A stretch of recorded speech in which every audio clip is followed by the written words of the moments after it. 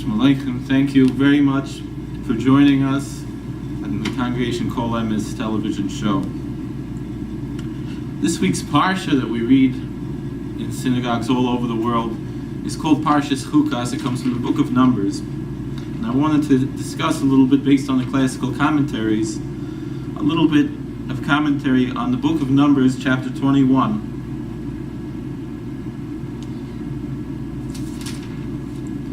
Begins that after the death of Aaron, this brother of Moses, the high priest Aaron, in chapter 21, it says that he passed away in chapter 20, and the role of high priest was given over to his son Elazar. In chapter 21, it says then that the Canaanite king Arad, king of Arad, heard that the Israelites were coming up through the desert.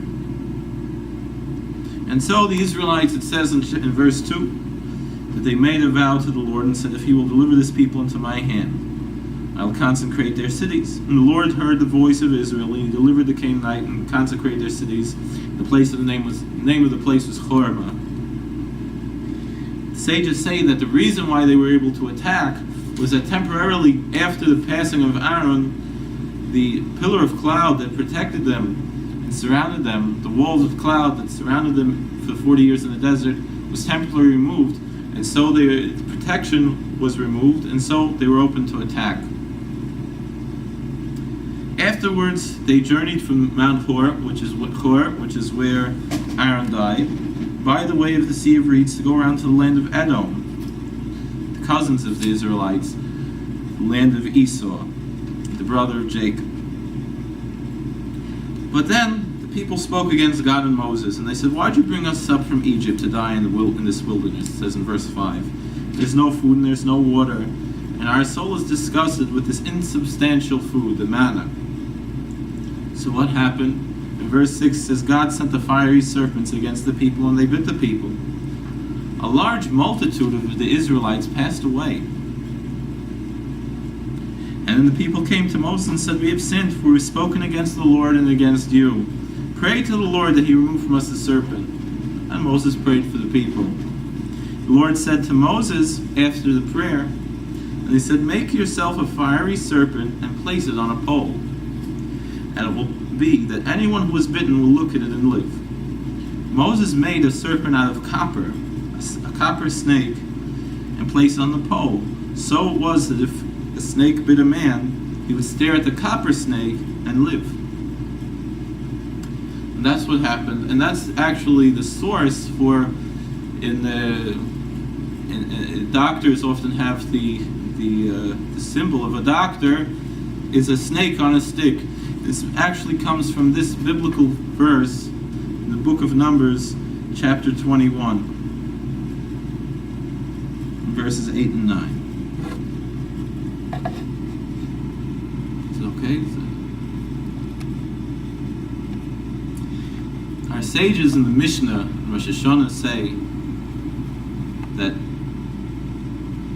was it actually the snake that killed or made someone alive? That's too far in, too close in. Or was it something else? And so they concluded, no, it wasn't the snake that caused death or life, but rather the fact that they looked up and their heart was humbled before their Father in heaven. And so that was what led to them being healed. After that, the children of Israel journeyed and camped in Oboth. They journeyed from Oboth and camped in the desolate places in the wilderness facing Moab toward the rising sun. And from there they journeyed and camped in the valley of Zered. From there they journeyed and camped on the other side of Arnon, which is in the wilderness that juts out from the border of the Amorite. For the Arnon is the border of Moab, between Moab and the Amorite. This is something very interesting. In verse 14 it says, therefore it is said in the book of the wars of the Lord.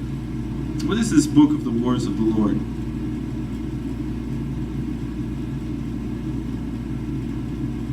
It seems to say, first of all it says therefore because of the miracles. Rashi says that it's a book that talks about the miracles that were done for our ancestors. And Nachmanides says He points out in old days, old times, people would write books about famous battles and often write poems and aphorisms.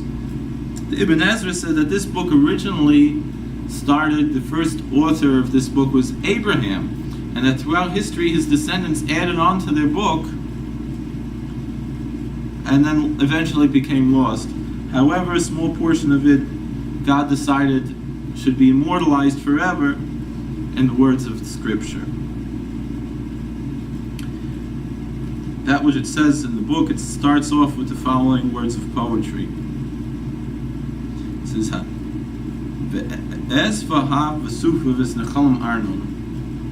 the gift of reeds and the rivers of Arnon. What does it mean, the gift of reeds? He said that the miracle that happened by the splitting of the Red Sea was as great as this which is going to be mentioned here. The outpouring of the rivers when it veered to dwell in Ar and lead against the border of Moab in verse 15. There's a tradition that this is talking that there were rivers of blood that signaled to Israel that God had performed a momentous miracle on their behalf. The Amorites had planned to ambush the Israelite camp as it passed through a deep gorge near the Moabite border. The Amorites hid in a cave over a narrow pass, ready to push huge boulders down upon the Jews as they passed through helplessly. Miraculously, the cliffs that formed the wall of the gorge moved together, with the stone outcropping moving into the caves and crushing the hidden Amorites. All this was unknown to the unsuspecting Israelites until they saw blood flowing down into the gorge. That's what the tradition says that this is talking about. From there to the well, in which the Lord said to Moses, "Assemble the people and I shall give them water." The story that we have of Moses hitting the stone with the rock. Then Israel sang this song, in verse 17, "Come up, O well, announce it. Well that the princes dug, that the nobles of the people excavated, through a carver," meaning a lawgiver, "with their staff," talking about Moses.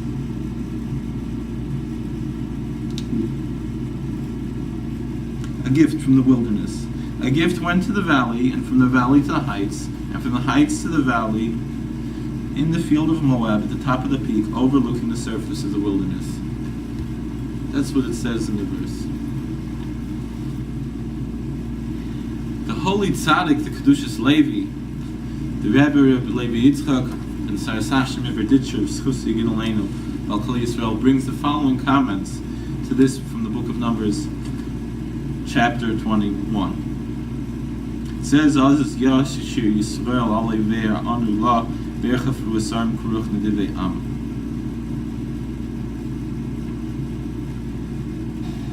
Kedushas Levi invokes that we have in the book of Exodus the song by the Red Sea, which is recorded in the book of Exodus, chapter 18.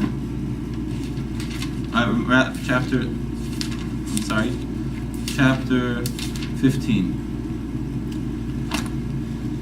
He says that if you look at that song in Exodus 15, you can see that the words are words that we know, familiar words. They're very easy to translate from Hebrew into other languages.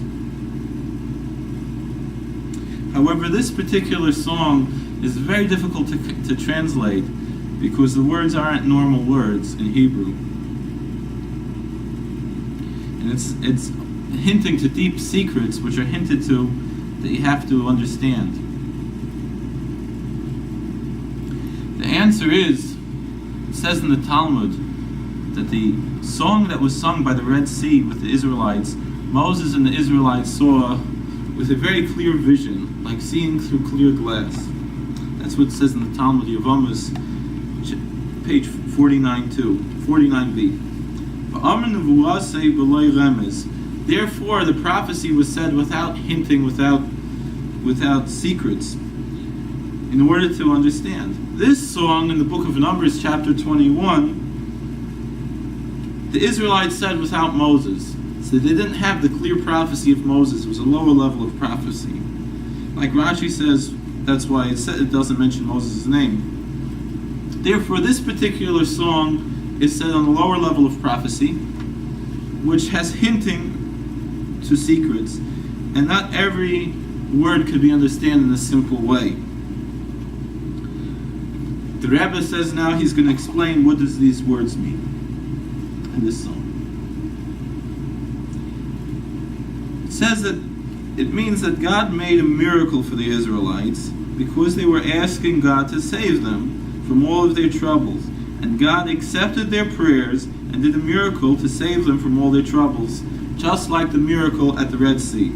Like it says in the book of Exodus, chapter 14, verse 10. And the children of Israel called out unto the Lord. And we have to understand, when God makes a miracle for his people without them asking, they don't know about it. Like we said, the other story with the rocks closing in on the Amorites.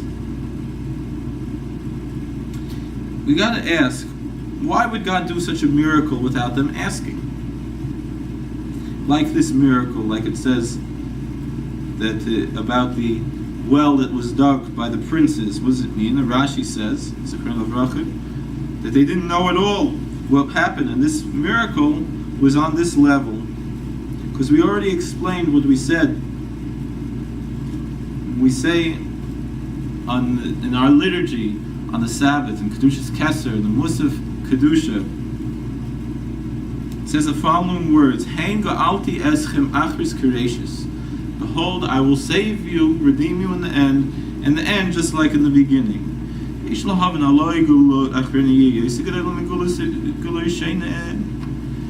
But wait a second. The final redemption of the Israelite nation, which will come very soon when the true Messiah comes, won't that be a much greater salvation than the initial salvation, the initial redemption, which we had at various times through history, whether it be from Egypt or other times?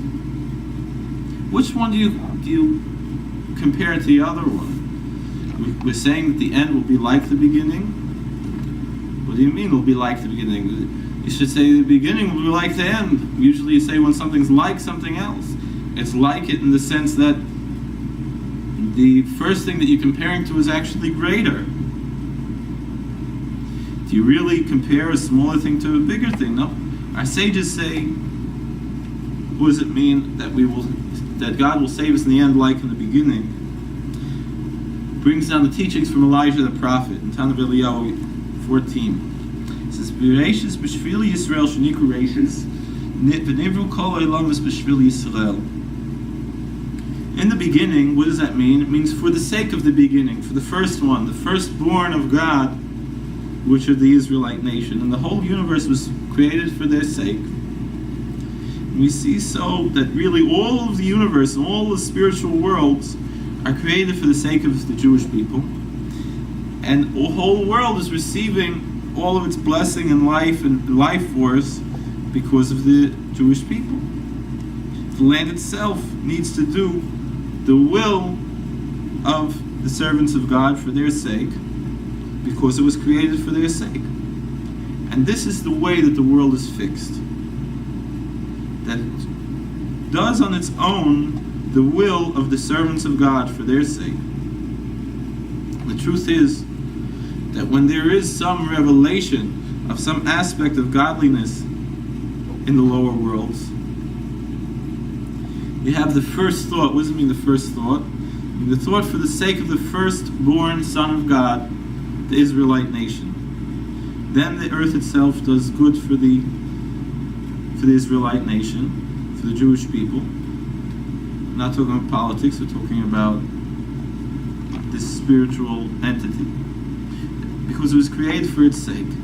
And this is the reparation of the land. And this is what's hinted to in what we say in our liturgy: the end will be like the beginning, meaning that there will be revelation that the initial reason why God created the world and all the universe was for the sake of this great revelation which will come at the end of times. And so the initial thought, not like the first redemption, the final redemption will be like the beginning of time, back to Adam before the sin. And that it will be revealed even in the lowest levels of the universe, lowest spiritual levels. And in this way, when there is a revelation of the initial thought then the earth itself will do miracles for the Jewish people without their asking. Meaning it will be natural for miracles to happen because of this. Because they realize that this is the reason why they're there. But when the initial thought is not revealed, then we have to ask God to do a miracle for us. Now the Red Sea, that happened, the crossing of the Red Sea happened before God gave the Torah on Mount Sinai. So therefore there was no revelation of the initial thought that for the sake of those who would accept the covenant of God, that's why the world was created, because there was no one yet who had accepted this covenant. So then the people had to ask, the Hebrews, they had to ask God to give them a miracle because they were not yet entered into the covenant that they would receive on Sinai. And that's why it said, and the children of Israel called unto the Lord, and they were answered. This time, after the Torah was given on Mount Sinai, then there was the revelation of the initial thought, the initial intent of the creation of the world. So then the earth itself, recognizing that there were these people who who had accepted the covenant of Almighty God, accepted to fulfill the purpose of all of creation. When the earth saw that, they said, well, we got to do what they want, because that's what's necessary. So then the earth, it did the miracle without God asking.